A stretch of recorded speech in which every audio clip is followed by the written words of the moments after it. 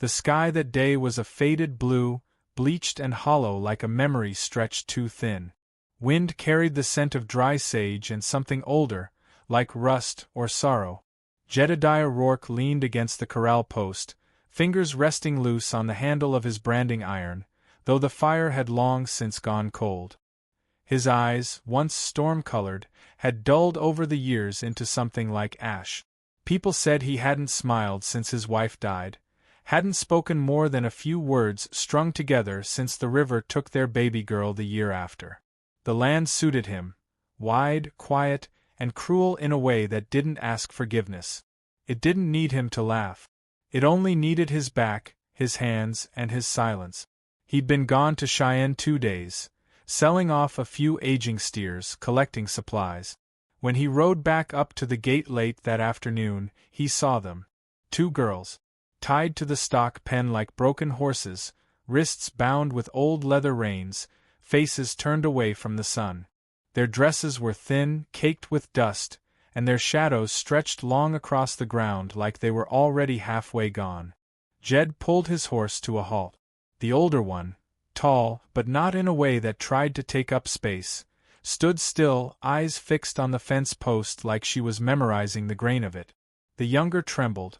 Tears had left dry, salty streaks on her cheeks, but she didn't cry now. There was a stubbornness in her chin, like she dared the world to break her and knew it might. He dismounted slow. Quiet as fog. No words. Just the creak of boots in dirt. A note was tacked to the wood near them. Sloppy handwriting in smudged charcoal. They ain't worth the food, but maybe you'll find a use. T. Jed read it once, then let the wind take it. He didn't ask their names. Didn't ask what they did or didn't do.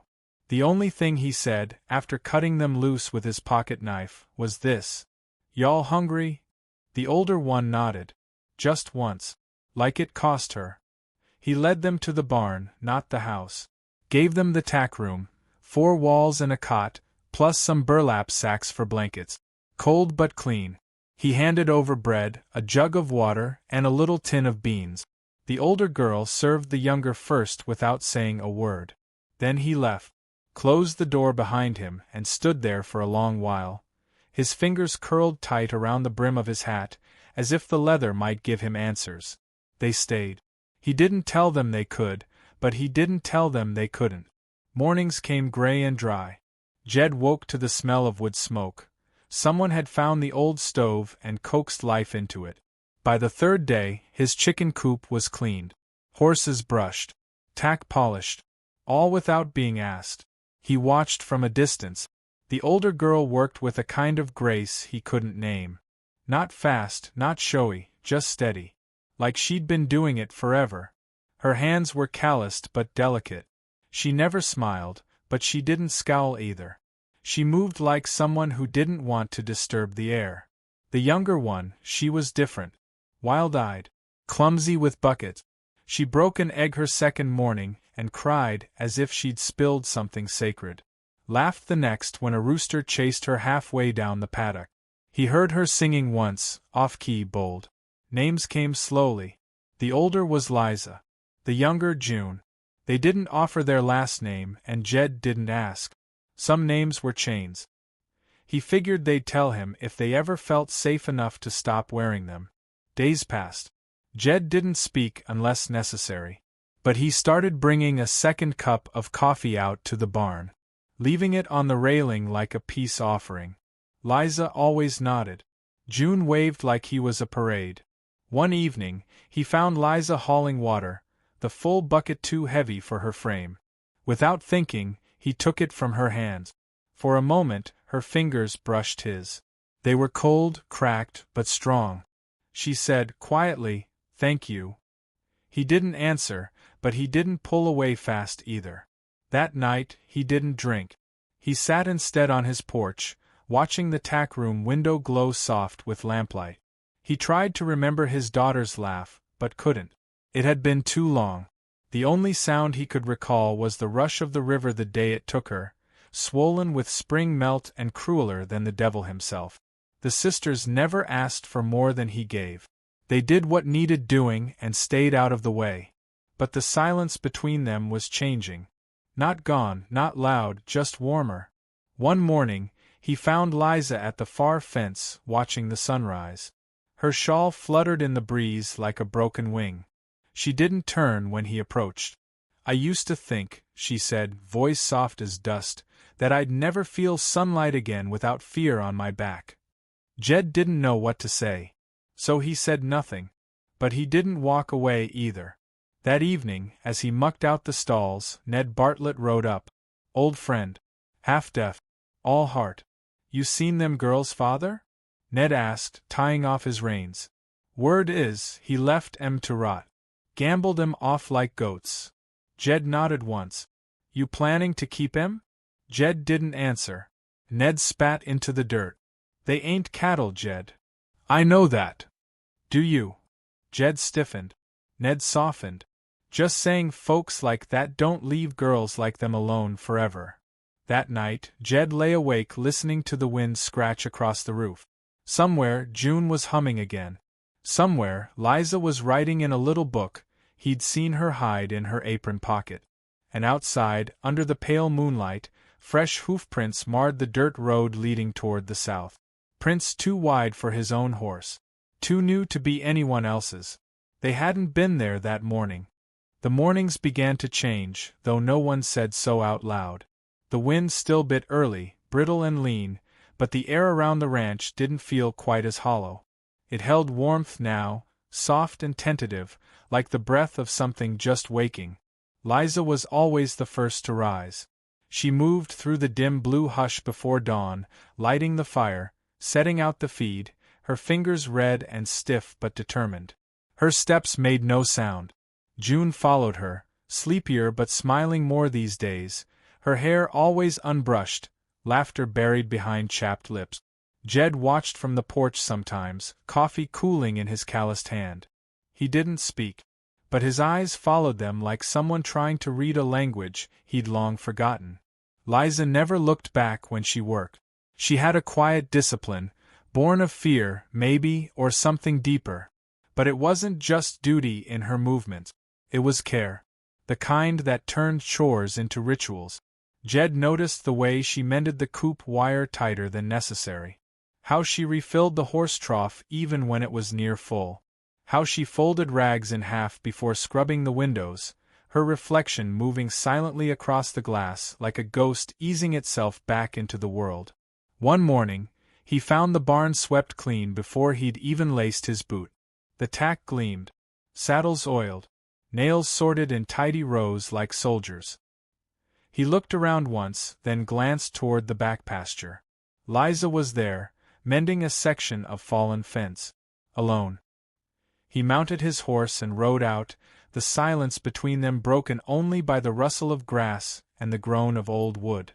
"You didn't need to do this," he said, pulling up beside her. "I did," she answered without looking up. "It was falling. The colt got through yesterday." Jed dismounted, took the post she'd been struggling with and drove it in with 3 swift strikes. She held the rail steady, her hands raw, her eyes fixed on the nailhead. Together they worked in rhythm, him hammering, her bracing. When the last rail settled, she finally met his gaze.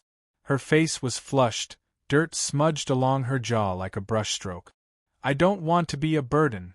"You're not." She nodded slowly. But something in her softened.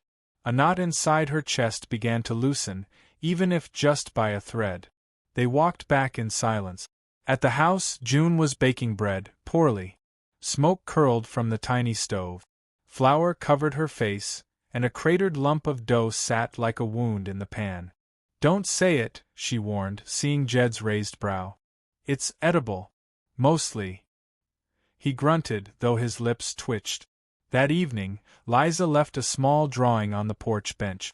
A pencil sketch, fragile and soft. Jed recognized himself in it, leaning against the paddock gate, dog at his feet, a hawk above in a sky smudged with clouds. She didn't sign it. Didn't mention it. But the next day, Jed built a frame from scrap wood and set it on the mantel. Time passed in small movements. Ned came by with horseshoes, his mule kicking up dust. He squinted at the girls with a kind of fond caution. June offered him coffee, burnt but earnest. "They ain't just passing through, are they?" he asked Jed later, as they filed the mare's hooves. Jed didn't answer. "You fixing that spare room?" "Needs work." "Not the only thing that does," Ned muttered. Jed said nothing. But he oiled the hinges that night. The next morning, rain threatened on the horizon. Thick clouds brewed low, dark as a bruised peach. Jed rode out to check the cattle, and when he returned, Liza and June had already pulled the sheets from the line, stacked firewood under the eaves, and sealed the feed bins with oilskin. He stood at the edge of the porch, watching Liza adjust the last tarp. She moved like she'd always lived there. Like the ranch had finally exhaled her into place. And for the first time in years, Jed didn't feel alone on his own land. That night, thunder rolled, but it didn't rattle the house the way it used to. June slept with a book on her chest. Liza sat by the fire, darning a sleeve. Jed watched her fingers. "Your father," he said, voice low, rough, "he come around often?" Liza didn't look up. "Often enough to hurt." He waited. She didn't continue. "I buried a daughter once," he said finally. "River took her. Fast. Didn't even cry." Liza's needle paused, thread hanging like a question. He added, almost to himself, "Wasn't much left of me after that." Outside, the rain hit the windows soft, like fingers tapping to be let in. Liza said, "You're still here." "Doesn't feel like it." She looked at him then, her eyes full of something he couldn't name. Not pity. Not grief. Recognition. "You came back to this place anyway," she whispered. "That means something." He didn't answer. But he didn't leave the room either. The next morning, the storm passed, and the air smelled new. June ran out to check the garden. Liza walked toward the barn, arms full of dry towels. Jed watched her go, sunlight catching the loose strands of hair at her neck. For a moment it looked like she was glowing. Later, as he hauled hay to the upper loft, he noticed a strange sound, a sort of soft scrape against wood, low and rhythmic. He followed it to the side of the barn. And there, carved into the outer beam, half hidden behind a hanging bridle, were fresh initials. T.C. Burned into the wood with the flat tip of a branding iron. The letters were still warm. The wind carried a different scent that morning, pine needles, distant rain, and something else beneath it, faint but unsettling. Jed stood beneath the porch awning, staring out at the hills beyond the pasture. His coffee went cold in his hand. The initials carved into the barn beam still echoed in his mind like a name shouted in a canyon. T.C. Thomas Calloway. The kind of man who left his daughters tied like animals. The kind who left a scar that couldn't be seen but bled just the same. He hadn't told the girls. Not yet. June's laughter trickled across the yard, dancing behind the garden wall. She was chasing a chicken, her skirts bunched in one hand, a wooden spoon in the other like a sword. Liza was hanging laundry, her sleeves rolled and her eyes turned toward the sky with that far-off gaze she wore more often now. It wasn't fear anymore, it was something quieter. She was waiting for the past to stop breathing down her neck. Jed watched her longer than he meant to. Later that afternoon, Liza rode with him to the northern ridge. The fence-line there had loosened again, posts leaning like weary soldiers. She rode the buckskin mare, back straight, reins light in her hands. She didn't speak much, but he'd grown to hear her in silence. The way her breath quickened at wide views, how she paused near wildflowers like they whispered to her. They stopped near a patch of scrub elm, a sliver of valley yawning below. Jed reached for the post digger, but Liza rested her hand lightly on his arm. "May I try?" He hesitated, then handed it over. She dug slowly, breath controlled, arms tense but unwavering. He watched the dirt give way beneath her strength, and something unspoken passed between them, a quiet recognition. She wasn't delicate. She was deliberate. She didn't flinch from effort. She met it like she was proving something to herself. When the hole was done, she looked at him and smiled, soft but proud. He felt it like sunlight cracking through a long winter. They ate lunch under the elm, jerky and biscuits, the sky wide and forgiving. For a time, they didn't talk at all. Then she said, almost absently, "Do you think people can change?" Jed answered slower than she expected. "No. But they can remember who they used to be. That's near enough." She nodded, eyes distant. "I used to draw horses. Before. You still do." She smiled again, but it faltered. "I used to believe people were good," she added. "That's harder now." Jed looked away, chewing on the words like gristle. "Sometimes they ain't. But sometimes, they just don't know how to stop being scared." She didn't reply. But she didn't pull away when his shoulder brushed hers. They rode back in silence, hoofbeats soft against the earth. Dusk painted the sky in bruised purples, and the ranch lights flickered on like old stars finding their glow again. June greeted them at the gate, breathless. "There's a man asking around in town," she said quickly. "Said he's looking for his girls. Said he'd pay good money for information." Jed's stomach coiled. "Did anyone talk?" "Mr. Bartlett said he'd never heard of us. So did the storekeeper. But the man's still there. Big. Loud. Looks like trouble." Liza didn't speak, but her face drained of color. Jed saw it happen, the fight retreating from her eyes like a tide pulling back before the crash. Inside, the fire crackled low. June busied herself with soup, pretending her hands weren't shaking. Liza sat near the hearth, unmoving, arms wrapped tight around her knees. Jed stood in the doorway a long while, unsure what to say, what to offer. Finally, he crossed the room and sat beside her, his voice barely above the fire's whisper. "I found the initials yesterday. On the barn." She didn't answer. "I figured it was him. Figured he'd circle back." Still nothing. "You don't have to tell me what he did. But I'll say this, he's not setting foot on my land." Liza looked up slowly, her gaze hollow. "He doesn't just take things. He ruins them. Makes you feel like you asked for it." Jed reached into his coat pocket and drew out something small. A simple horseshoe pendant on a thin leather string. Worn and unpolished. "My wife made this," he said. "Before the baby came. She said it'd protect us. It didn't. But I kept it anyway." He placed it gently in Liza's hand. "I don't know how to fix what he broke. But I can stand in front of it." She closed her fingers around the charm, her breath trembling. That night, as thunder rolled in from the hills, Jed loaded his rifle. Not with threat, but readiness. He didn't plan on violence. But some men didn't come to talk. He slept in the rocking chair, boots on, hat pulled low. Liza never turned out the lantern in her room. June cried softly once, muffled into a pillow. The storm passed without rain. Only the rumble, like distant hooves over hollow ground. Morning came cold and slow. Jed checked the corral at first light. The horses were restless, ears flicking. A trail of boot prints led from the edge of the barn to the far side of the property, deep, recent. Liza met him by the gate, still holding the horseshoe pendant. "We can't run again," she said. Her voice was steady now. Not defiant, but calm. "He'll never stop chasing ghosts." Jed nodded once. "Then we make sure the ghosts can't follow." Behind them, the wind stirred the trees. Far off, hooves echoed, steady, growing closer. The first thing Liza did that morning was open the window.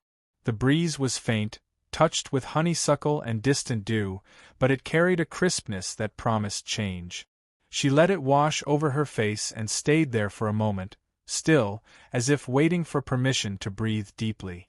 June was humming somewhere in the kitchen, off-key as always, her voice rising and falling like a creek learning to run again. Jed was out at the west fence. He hadn't said much at breakfast, but there'd been something different in the way he poured her coffee, hands gentler, eyes lingering. The house was warm now. Not just from the fire, but from presence. Liza still wasn't used to it, this strange, quiet sense of belonging. She hadn't asked for it, didn't dare expect it. But it came anyway. In June's laughter. In Jed's quiet acts of care. in the way the place no longer felt like someone else's memory but slowly, silently, was becoming a shared one. After chores, she walked out to the barn. The horses were restless, noses pressed to the gate like they too sensed the air shifting. Jed was inside, bent over a saddle. She watched him work a moment, his hands slow, methodical. There was a reverence to the way he cleaned leather, like he wasn't just tending to tack, but preserving something sacred. She stepped closer. He glanced up but didn't speak. "You sleep at all?" she asked. He nodded once. "Some." A pause, then she offered, "You don't have to watch over us every second." Jed looked at her, a flicker of something in his gaze, gruff affection or maybe fear disguised as duty. "Don't mind it," he said. "Makes me feel useful." Liza smiled faintly. "You're more than useful, Jed." It slipped out quieter than she intended. But he didn't flinch. Instead, he returned to the saddle, fingers tightening slightly on the strap. Later that day, he brought in a bundle of firewood, set it by the hearth without a word, then lingered. Liza was mending June's skirt by the fire, her hair falling across one cheek. She didn't look up. Jed cleared his throat. "Been thinking about fixing up the old north room."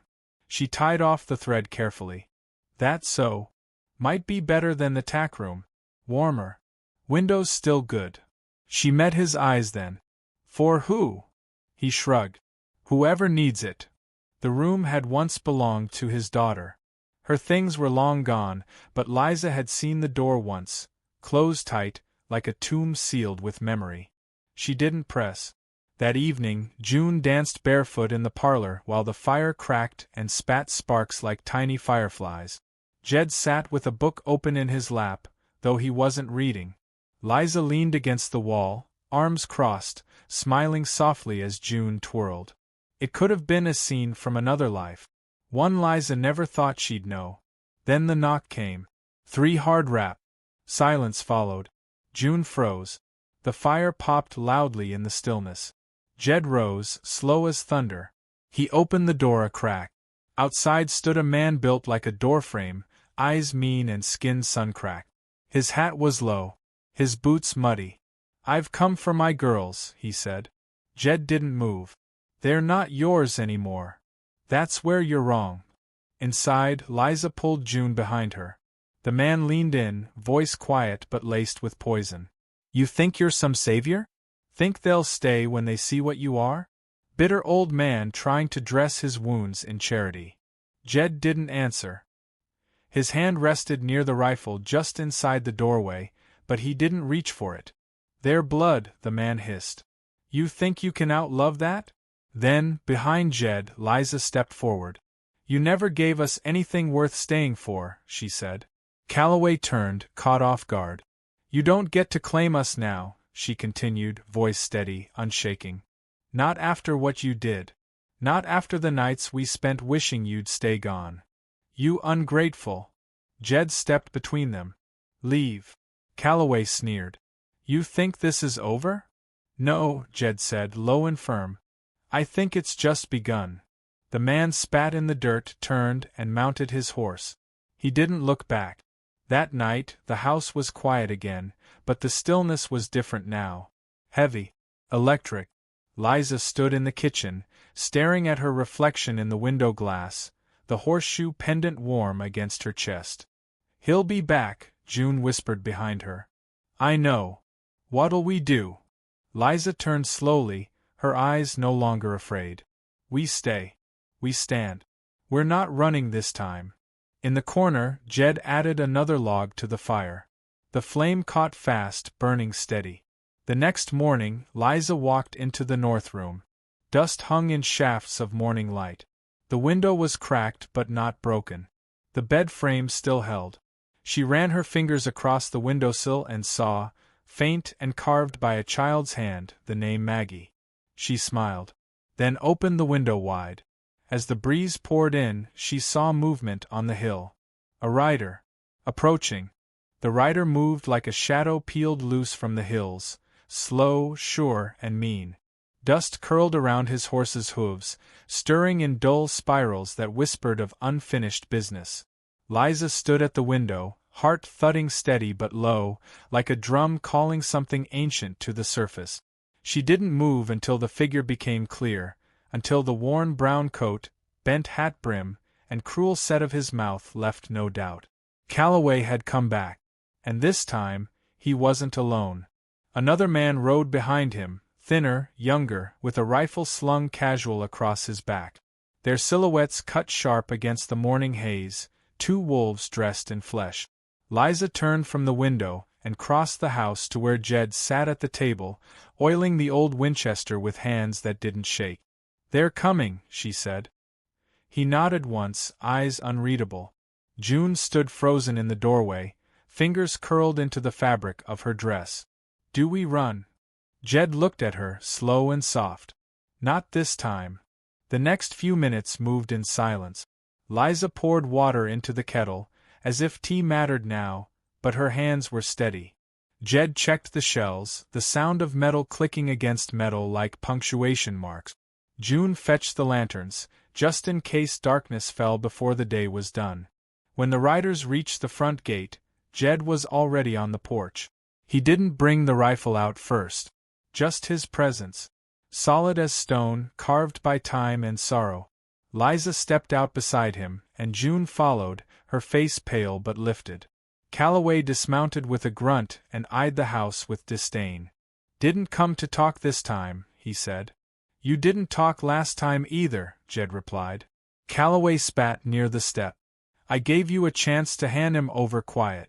Now I'll take him loud." The younger man behind him said nothing, but his hand drifted toward the rifle strap. Jed's voice was quiet. "You lay a hand on either one of them, and you'll leave with less than you came." The tension split the air like a crack in ice. Calloway stepped forward, boots thudding against the earth. "You think this changes anything? You think standing here with that dead weight in your arms makes you some kind of hero? You're just a bitter man trying to rewrite his own story through someone else's pain." Jed stepped off the porch, rifle still lowered, eyes locked. "No," he said. "I'm a man who forgot how to protect what mattered. I won't make that mistake again." A beat passed.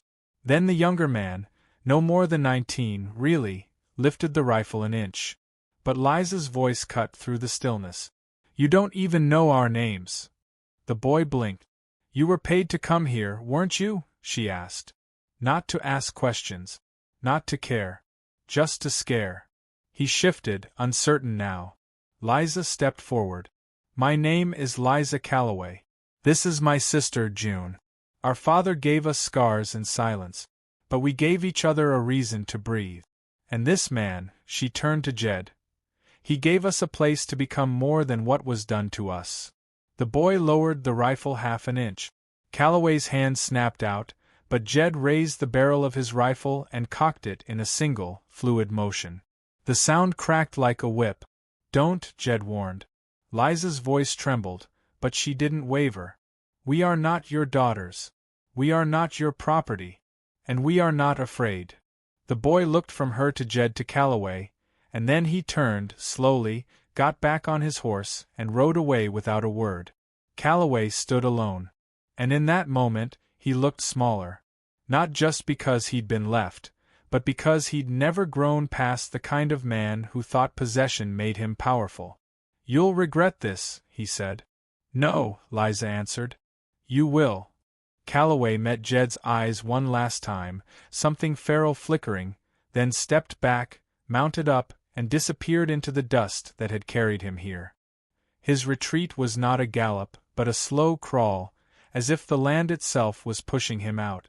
Inside the house, the silence that followed was not heavy. It was holy. A hush born of survival, and something like peace. Later that evening, June sang again, this time with laughter folded into the note. Liza sketched the morning scene on a scrap of paper. 2 riders, a porch, a man standing between past and present. And Jed, he sat beside the fire with an old photograph in his hand. A little girl with braids and eyes too wise, smiling up at someone just out of frame. "She'd have been proud of you," Liza said softly. Jed looked over at her. "Maybe. But I'm proud of you." They didn't speak for a long while after that. Words had done what they needed. The rest was breath, and firelight, and the way healing sometimes arrives without sound. Just before midnight, Liza stepped outside.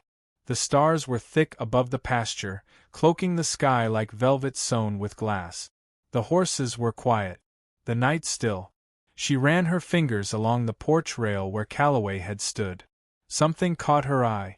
There, in the grain of the wood, fresh but shallow, were 3 small letters, barely carved. L+J.